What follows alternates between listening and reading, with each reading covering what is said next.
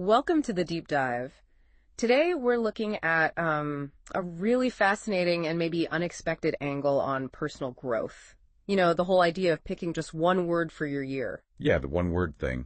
It's pretty popular. Kind of like a North Star to guide you. Simple idea can be powerful. Definitely. That focus can really work for people. Absolutely. But here's the twist we're exploring today. What happens when the word we pick, even with the best intentions, actually holds us back? That's interesting because usually the focus is on the positive side, right? The success stories. Exactly.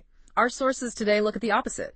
They dive into the stories of 9 individuals whose chosen words sort of inadvertently became obstacles. And these weren't obviously negative words either, were they? Things like analysis or safe. Precisely. Words that sound quite reasonable.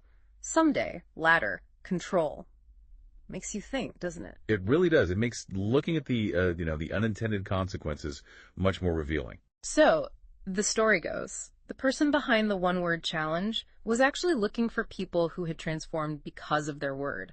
For a book, maybe? Yeah. But instead, they found these 9 people. They've kind of playfully called them the 9 villains. Not actual villains, though. No, not malicious at all. It's just that their words, often chosen out of a desire for, say, comfort or safety or maybe control, they ended up becoming their Achilles heel, stopped them moving forward. So the words sort of trapped them in place. That's a good way to put it. So for you listening, that's our mission in this deep dive. How can these seemingly harmless words actually trip us up? Right. And by understanding what happened with these 9 people, maybe we can spot our own potential blind spots, see how our own good intentions might occasionally go sideways. Okay, let's get into it. Let's meet these 9 individuals. First, there's overthinking Oliver. His word was analysis. Oliver. He sees the world as, well, pretty chaotic, but he believes you can manage it, Through analysis. Exactly. Rigorous analysis. He thinks the main problem isn't making a decision. It's not having enough information. Ignorance is the enemy. He wants that feeling of certainty, that safety before he acts. Yes. And the core assumption is if he just analyzes everything enough, he'll get there. He'll be secure enough to move. Sounds logical, doesn't it? I mean, who doesn't want more information? True. But you can probably guess the problem. Analysis paralysis. Bingo. He gets stuck. Always waiting for that one more piece of data, that final confirmation. Have you ever done that? Waited just a bit too long and then, oops, the chance is gone. Oh, definitely. That feeling of needing absolute certainty. Yeah. It's a real trap. It is. And psychologically, sometimes that need for perfect info isn't just about knowledge. It can be tied to maybe a fear of responsibility or just avoiding the vulnerability of taking a leap and maybe getting it wrong. Makes sense. Okay, next up. Manana Mateo, his word, someday. Mateo. He sees procrastination differently. For him, it's not laziness, it's patience. Patience. How so? He's waiting for the right moment. He genuinely believes that tomorrow or, someday will just be a better time to act. More potential later. So acting now, before everything feels perfect, that's the real mistake in his view. That's his logic. It's less about lacking drive and more of this deep belief in a future, more perfect opportunity. Yes. Does that ring any bells for you? That I'll do it when things calm down or when I feel ready kind of thought? Absolutely. We all have a someday list, I think. But the obvious snag is someday is. Yeah. Well, it's not a day of the week, is it? No. Yeah. It often stays out there just over the horizon, and opportunities pass by. Exactly. It relies on a future that might never perfectly line up. And if you dig a bit, that constant putting off can sometimes hide a fear of failure, maybe, or even just being uncomfortable with the messiness of the present. The perfect future is a nice idea, but it keeps you from dealing with now. Precisely. Okay, who's next? Comparison Carl. His word. Ladder. The ladder. So Carl sees life as a climb, right? A hierarchy. Yes. And he uses comparison, but he insists it's not envy. He called it data. Data. Interesting. Data for what? To figure out where he stands, basically. To gauge his progress against others. He says it motivates him, like research. Okay, so he's trying to be objective about something pretty subjective, how well you're doing in life. Looking for benchmarks. Have you ever caught yourself doing that? Using someone else's success as a ruler for your own? I think everyone does to some extent, don't they? Social media makes it almost impossible not to. True, but the risk for Carl is huge. His sense of self, his feeling of progress, it all becomes dependent on looking outside himself. Constantly comparing, looking over his shoulder. Yeah, and that's a recipe for feeling inadequate, isn't it? Yeah. No matter what he actually achieves. Social comparison theory talks about this. Like, comparing can motivate sometimes, sure, but it can also really hammer your self-esteem. Especially if it's your main way of measuring yourself. It makes you ask, like, whose ladder are you even climbing? Is it even yours? Exactly. Good question. Okay, number 4. Fearful Fiona. Word. Safe. Safe. Speaks for itself, really. Fiona puts security, preparedness above almost everything else. She thinks hesitating is wise. Jumping in without a bulletproof plan, that's just dangerous. Right. And her main way to avoid failing. Don't try in the first place. Don't venture out. Her world is built around needing things to be predictable, avoiding harm. The comfort zone is, well, it's her fortress. Anything outside feels threatening. Can you relate to that urge to just play it safe, stay where you know? Oh, for sure. It's a natural instinct, but the downside is pretty clear. Yeah. By always choosing safe, Fiona automatically limits herself. No new experiences, fewer chances to grow. That fear of what might go wrong just shuts everything down. It really brings up that tension in personal growth, doesn't it? You often have to embrace some uncertainty, some vulnerability to actually move forward. Absolutely. Caution is good, prudence is valuable, but too much focus on safety leads straight to stagnation. It's a fine line, isn't it? Where's careful and where's just stuck in fear. Definitely a fine line. Okay, next we have Reluctant Ron. His word was crossroads. Crossroads. Okay, so Ron is all about keeping options open. Exactly. He focuses on weighing every single possibility. He delays committing because he's terrified of regret, of missing out on something better down another path. So for him, actually choosing something, committing to it, that's the real danger. Yes. He thinks staying at the crossroads keeps his potential maximized, minimizes the chance of making the wrong choice. Ever felt stuck like that? Too many options, can't pick one. Oh yeah, the paradox of choice. It's real. But the irony for Ron is by not committing, he never actually gets the benefits or learns the lessons from fully going down any path. He just stays undecided. Right. Like psychological opportunity cost. You try to keep every door open, but you never actually walk through any of them. Yeah. You miss out on the unique things that happen when you actually engage.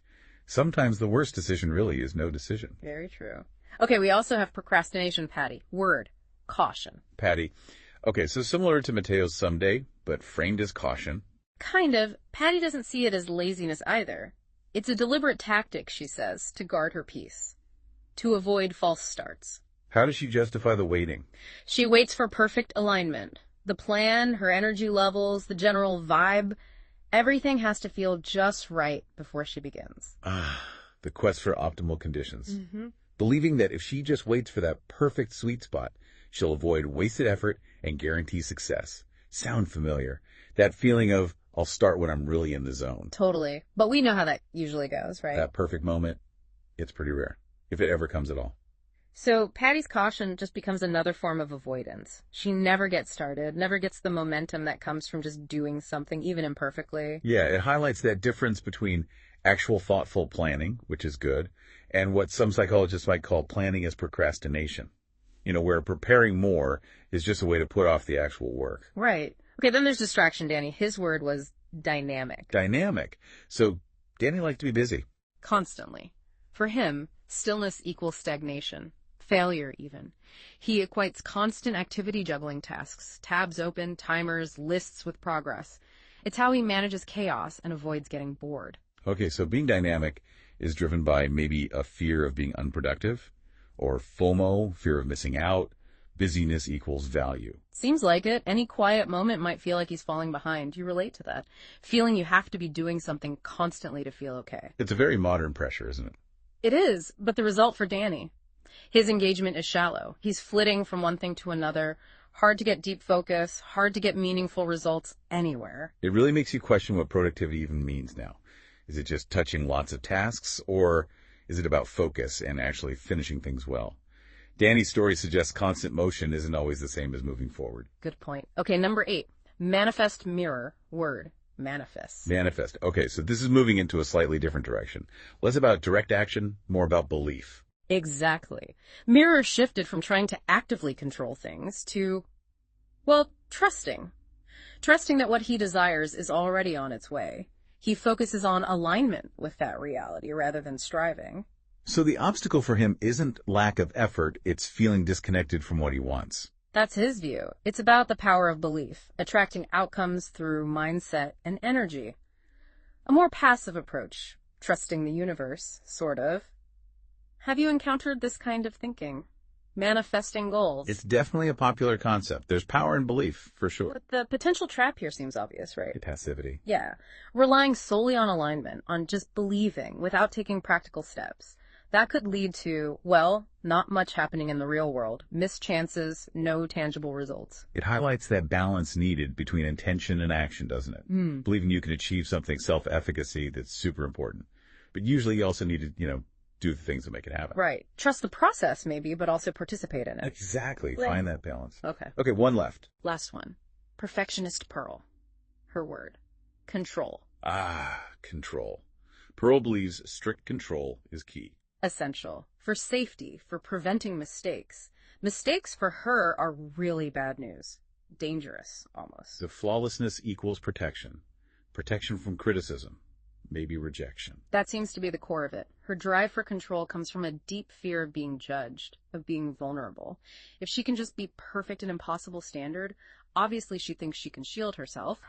Can you relate to that desire, wanting to avoid mistakes at all costs? I think many people can, especially maybe in work contexts. But the limitation is huge. That relentless chase for perfection, it often leads straight back to procrastination because you're scared to start something you can't make perfect. Or you never finish, or never share what you've done. Missed opportunities again. Plus, just the constant anxiety of it all. Exactly. The fear of not being perfect becomes the biggest barrier. It really shows how vulnerability, which Pearl tries so hard to avoid with control, is often essential for growth. And for connection, too. Trying to be impossibly perfect can actually isolate you. So that's the 9. Overthinking Oliver analysis. Manana Mateo, someday. Comparison Carl, ladder. Fearful Fiona, safe. Reluctant Ron, crossroads. Procrastination, Patty, caution. Distraction Danny, dynamic. Manifest mirror, manifest. And perfectionist Pearl, control. Quite a list.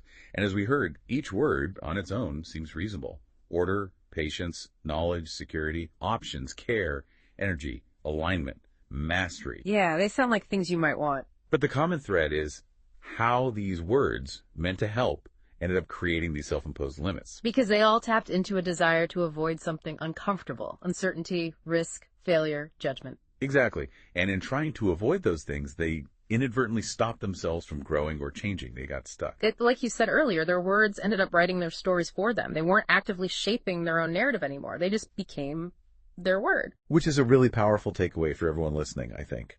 It shows how even words we think are positive or neutral can subtly shape our thinking, our actions, in ways we don't even realize. Think about the original one-word idea again.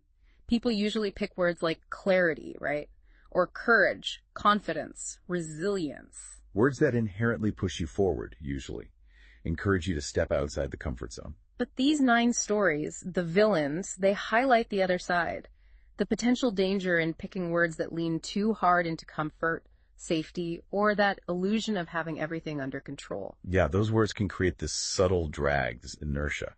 Keeps you tethered to what feels familiar, even if you say you want something different. So here's the big question for you, listening right now. Is there a word, a concept, maybe an ideal that might be unknowingly holding you in place? Something you value that might subtly be limiting you? It's definitely worth reflecting on. And it's important to remember this isn't the full picture. The sources mention that there's another side to this. People who did choose empowering words and really became them. We might explore that in the future. Yeah, that would be a great contrast. So as you heard these 9 stories, maybe think about that question from the source material.